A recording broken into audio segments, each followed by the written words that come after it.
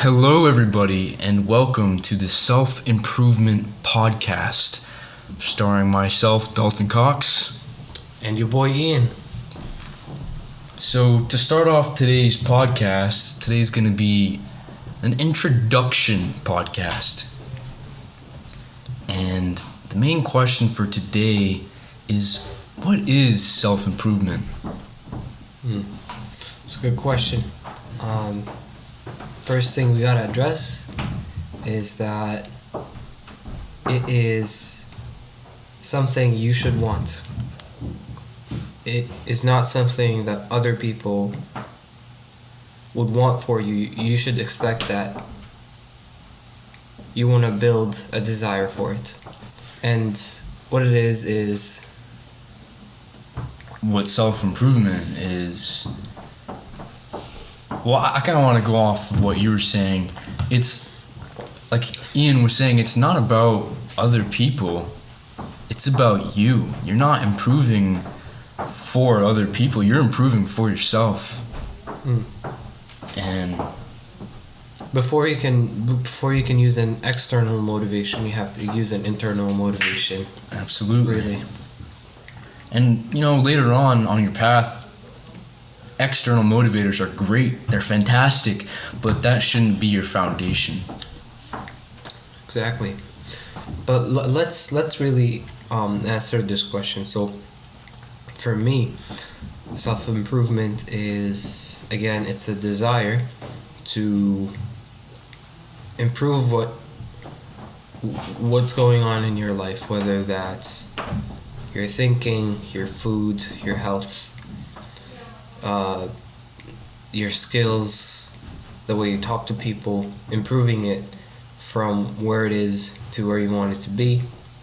And besides starting with a desire that is intrinsic or internal, another thing is you have to assess where you are before you can improve. Yeah.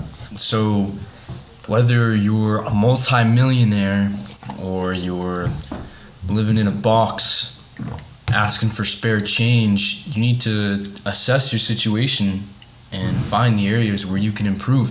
And my theory about this entire self-improvement thing is that every day you're either getting better or you're getting worse.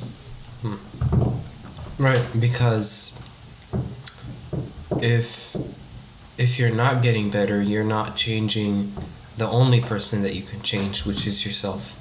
You can complain about how you want the world to be different, but you can't change other people. So that's kind of where you have to start all the time. Always, you have to start with yourself, and you do that by taking ownership that you haven't been doing that, but now you're gonna. So coming from that place of ownership. So far we talked about just kind of like outlining what we're talking about. 3 rules are: 1, it has to be a desire that means something to you, not other people. It has to be internal. 2, help me out here, Dalton. 2, it's about taking ownership. So when you think of it like that, you have to ask yourself, are the problems in my life really because of other people? Like, for instance, in school, is the reason why you're not doing so good in your classes really because of your teachers?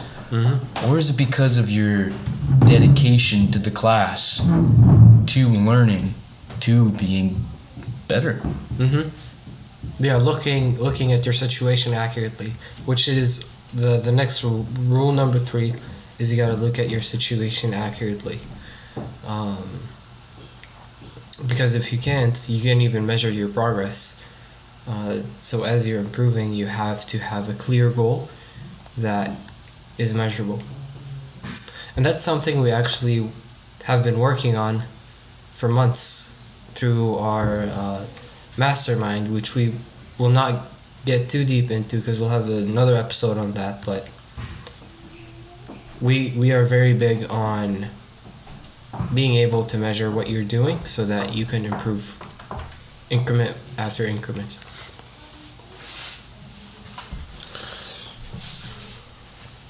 So, improving, because if you're not, you're gonna deteriorate. Back to, why improve yourself. It's, for me at least, I've noticed that once I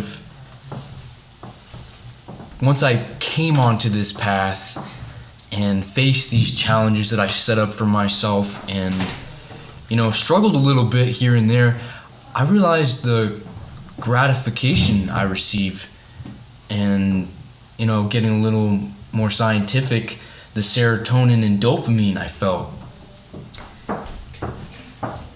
Why did you feel that? I'm not exactly sure, but something that I have noticed is that when I put challenges in front of myself during the day and I overcome those challenges, other minuscule things in life don't seem to be that difficult or burdensome anymore. And I feel happier overall and more at peace with myself. So achievement is important to your happiness is, I think, what we're trying to say here. And I agree. It's not everything. I used to think that, but as I grew older, I started to learn that achievement isn't anything. But it is a key part, in my opinion, to living a complete, happy life. You need to set goals and achieve those goals. Not all the time, but the process of doing that is going to contribute a lot to your happiness. If you ever heard that Miley Cyrus song. Which one? The one where she's like, "It's the climb." Oh, yeah. It's not about what's on the other side, guys. It's about the climb. The climb. The climb of improving yourself. And it's going to feel like a climb. Because fundamentally you're changing. And you're getting clearer. And you're owning up to when you don't hit your goals. And when you do, you're also enjoying that. And other things that you're gonna find beneficial that come from improving yourself is that you're gonna have better relationships with people, all kinds of relationships. Because when both parties are on the same page and both want to improve themselves and the relationship, then that is going to yield a much healthier, long-lasting relationship. So that's another big reason for a lot of the people that listen to this, because I'm assuming, you're someone that's maybe in high school, even in middle school, maybe you're a little bit older, you're in college, but that's another big component we wanted to kind of mention here. Yeah, and I just want to throw in that your situation doesn't matter. Not saying that, you don't matter and, whatever you're going through isn't important. But what I am saying is, it doesn't matter if you're black, you're white, you're Asian, you're from Syria. It doesn't matter if you're born from poverty or from riches, if you're enabled or your parents are strict, or if they have no control over you or don't discipline you at all. Anybody can improve. And a great example of this is this man named David Goggins. I read his book called Can't Hurt Me. I'm actually on my second read through because I just love it so much. His story is just incredible. And I'm not going to get too deep into it, but just a little snippet about it is, he's a black male and he grew up in a racist neighborhood, a racist town, school, and struggled through poverty and struggled with education as well. By his 11th and 12th year in high school, or grade, sorry, his junior and senior year. 12 years in high school, man. Imagine. Oh, I would have already dropped out. But back to David Goggins. Yeah, so by his junior and senior year, he only had a 3rd grade reading level.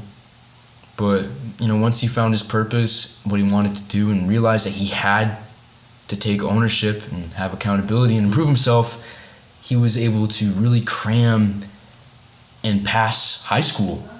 Because how can you pass high school with a 3rd grade reading level? Really? But he was able to do it. So that's just to show that it doesn't matter where you are or where you're from. You can overcome your obstacles. That's through self-improvement. And it's going to start off really slow. But rest assured, because there's something called the compound effect. And as you start, you're going to move at a certain pace, pretty slow. But as you learn new things, you're going to learn how to learn faster, how to implement better, how to measure your goals better, how to have more accountability. So those things that you're learning are actually going to be cumulative. They're going to compound even. And the rate at which you get results from improving yourself in however many ways you choose is only going to increase. It's like getting a job at McDonald's. At first when you get there, you don't know what's going on, man. It's crazy in there. You got all these different combinations and foods you have to make and cook, and all these rules. And it's going to take a while to get a hang of it. But over time, after a few weeks, months, years, however long, you're going to get a hang of it. And you're going to get pretty good at it, too. That applies to everything, but that's a decent example. I guess another example, I'll give you a business example. So let's say you have a new product and you don't know if it's going to work. Even though you've done your research, you think it's going to work, you haven't really tested it. You test it once, it fails, you change a little bit of the sales copy, or you change the video, you tweak it a little bit in your ads, and then you try again, and it works a little better, and you saw where you need to improve it. So now you have a more focused area to improve, and then you focus on that, and then the next one does 3 times better, and finally, after that process of trial and error, these lessons compound, and the result is that your video performs optimally and you get a bunch of clicks and sales from it. So that happens because this is a process of figuring out momentum, creating momentum for yourself. And then that momentum compounds and you get even more momentum. So that's the way I like to think of it. Yeah, so the thing with learning a new skill is it usually takes about, 3 weeks? 21 days, 3 weeks, same thing. Before it becomes a habit. So I'm sorry, I said skill, I meant practice. Practice, yeah. And then you'll start doing it by second nature. You won't even have to think about it. And that's one example of how things can compound. Well, let's say you want to be a good TikTok maker. So you have to figure out, okay, so how do I make these thumbnails look good? Work on it for a few weeks. Okay, so this is what I need. That's the habit you establish. Then it's, what's the hook in the beginning that's going to keep these people coming to my video? And then you learn, different things to attach people to your video. Basically, over time, you're going to learn more and more skills that are going to become habits, and eventually you'll just grow exponentially. If you think of an exponential graph, that's what it's like. Start off slow, and then you hit the knee, and then your results shoot up. So that's what we're talking about, the compound effect. But I think that describes it pretty well. So knowing all this, the compound effects, why you want to improve yourself, and why this can work for anyone and everyone, we wanted to quickly go over and cover. If you feel good at this point, we can go ahead and cover the four main pillars, really, or themes that we'll be covering hopefully over the coming months and entire year. So the first pillar we have, it's a 4-pillar system, is education. Now, in this education pillar, we're going to talk about how to learn independently. Touching on topics about finding your why, creating a learning schedule, finding resources, sharing a story. Then we're going to talk a little bit about a school subject we took for granted that you could learn from if you're still in school, and how that can relate to other parts of education in your life. Then we're going to speak about how to retain information long term, and we're going to review topics on note-taking tactics, a story of mine of something I've learned about taking notes on something you already know, and Ian, something he's learned from his book, The Owner's Manual for the Brain. We're going to cover how to retain information based on research from that book. It's written by a PhD, so there's a lot of good information I want to be sharing with you as we move forward. And we're going to go and dive into the investment mindset, the power of investment. Thinking about yourself as a corporate company, and we're going to talk a little bit about personal experiences with investing. Then we're going to get into debt-free education. You want to talk a little bit about that, Ian? Yeah, so debt-free education, I wanted to, add it to the list of things that we're going to cover, because as I researched about, college tuitions and getting yourself higher level education, there's a lot of misinformation, unfortunately, even from our school counselors. Now this is going to sound controversial, and that's fine, because there are things that we don't know, I didn't know, that I'm still learning about how finance ties in with your education. So I wanted to include like a financial piece in there for you guys. Yeah, so after we talk about that, we're going to dedicate an episode to working for education over working for money. And then lastly, we're going to talk about what traditional education doesn't teach. A lot. So we're still working that one out.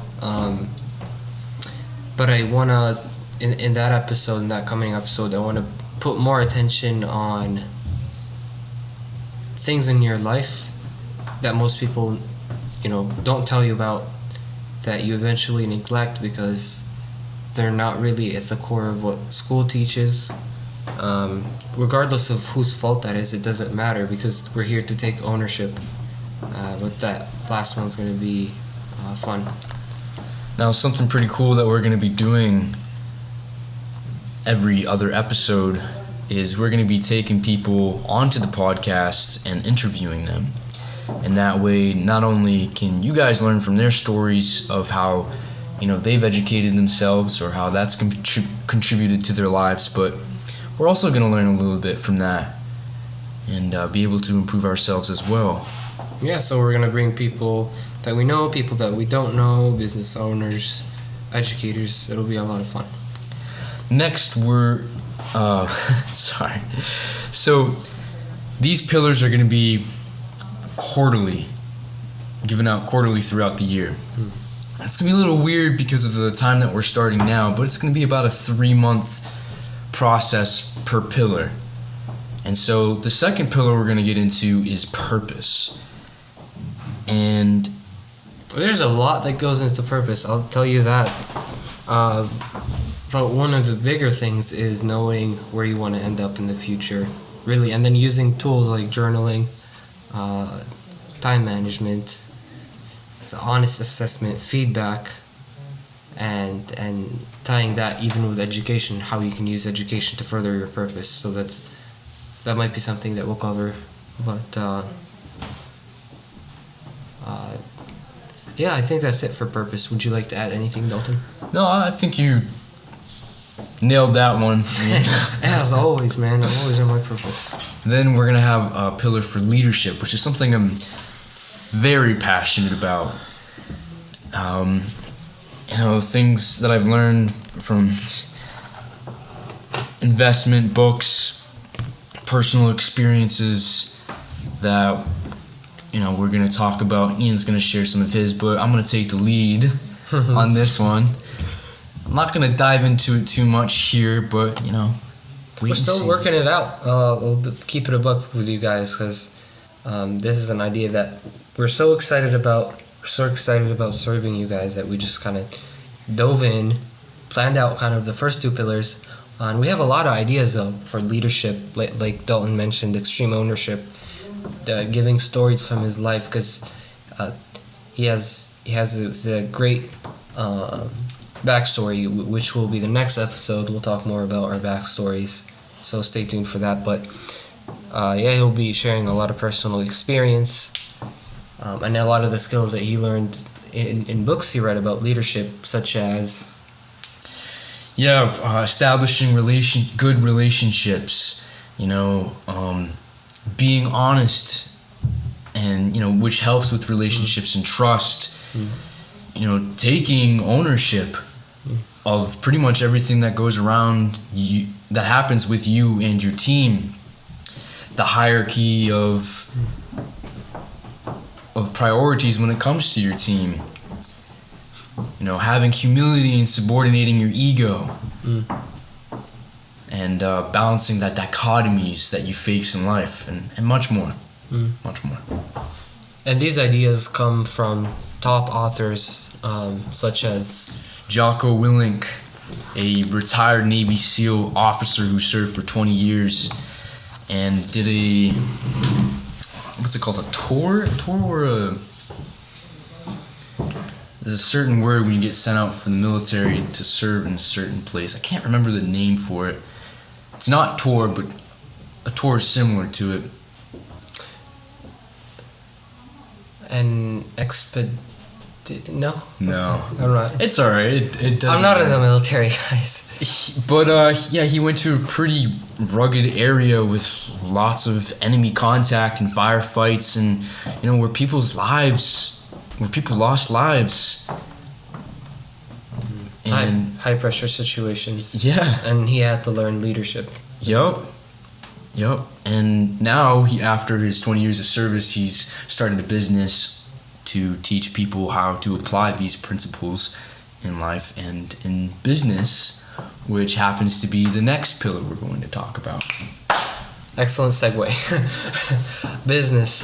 This is something I'm passionate about personally because as you will learn more about me in the next episode when it comes to what I do, my story, where I'm at right now. I have a passion for music. Been going at it for years. And at one point I realized, going back to the pillars, I was educating myself, right? I knew my purpose and I was developing personal leadership where I was leading myself, right? Managing my emotions, waking up on time, installing these habits. But then suddenly I realized, the business piece was missing. So that's why we added this fourth pillar, so crucial, because if you don't know how to sell and market what you want, then how are you ever going to be able to do what you want? Like this is going to accelerate everything you want. If you want something and you're able to put it out and then you can market it and you can sell it to people, then I feel like you figured out a big part of life. And I'm still, figuring that out. I'm not perfect in business, but I have invested 5 figures plus into it. And there's a lot that I learned, and I want to share these gems with you guys. Right? How can you find people that care about what you're doing, and then how can you sell it? How can you communicate that? in an effective manner, so that you're helping more people, but you're also making more money. Yeah, so going back to the, what is self-improvement, I just wanted to add really quick, because we didn't really talk about this, but I think it's really important, is finding your why. See, when I was in development for Air Force Special Warfare, my developer told us that we needed to figure out our why.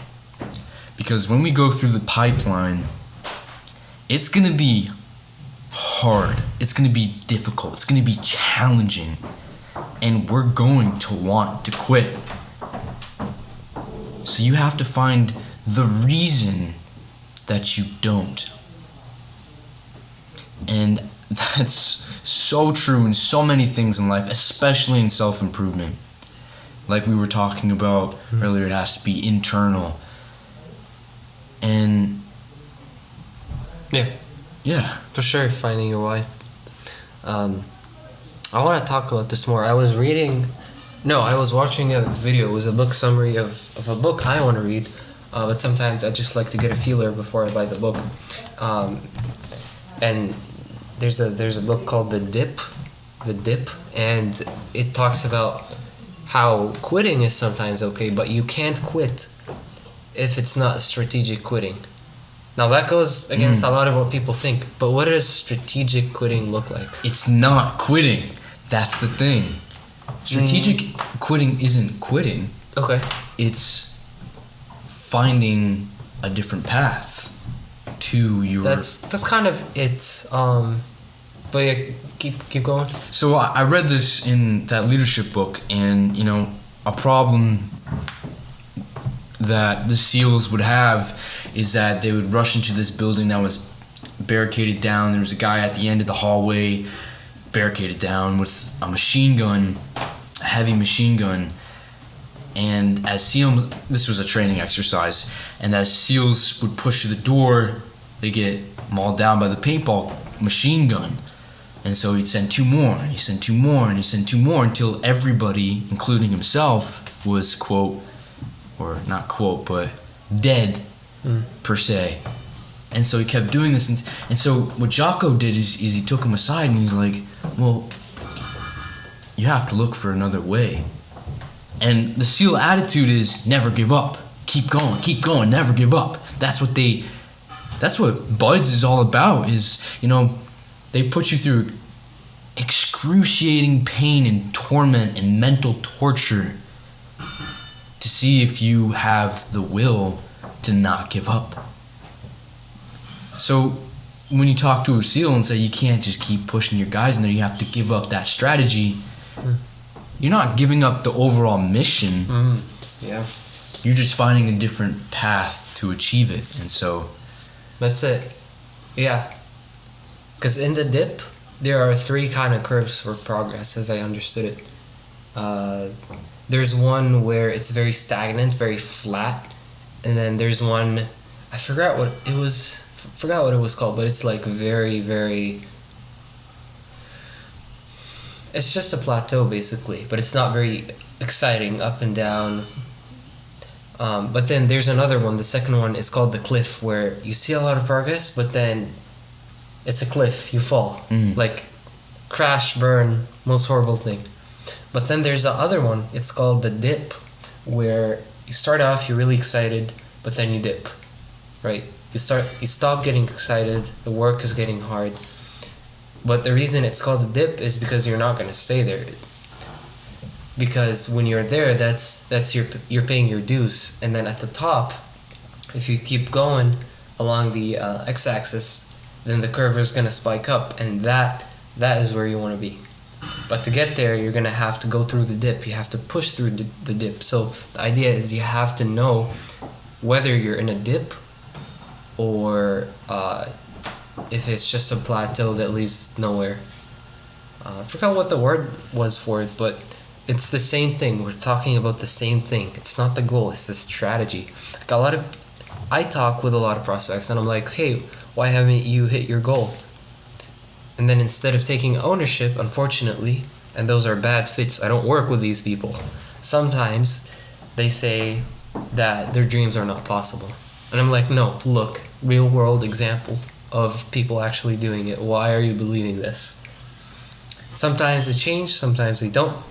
So it's not that their dreams are the problem, they're not. It's their thinking, their strategy. So when you have these strategies for improving yourself, then there's every reason in the world for you to believe that this will work, because it will. Yeah, so some of the stuff we talk about might not work for you, and you may not see progress. You may see some progress, but then, like Ian was saying, it plateaus. It doesn't go anywhere. It doesn't mean you should give up improving yourself, but you can find a new strategy to do so, to improve yourself. And you're gonna get an abundance of strategies here. So yeah, those are the pillars. And feel like we covered a lot here. Next episode is gonna be us giving you guys a little bit more information about where we come from, what really got us started, and how we ended up here. And then after we talk about that, we're going to dive in to the first pillar of education and the first subtopic, how to learn independently. That's going to be a lot of fun. But yeah, guys, stay tuned, and we'll talk to you in the next episode.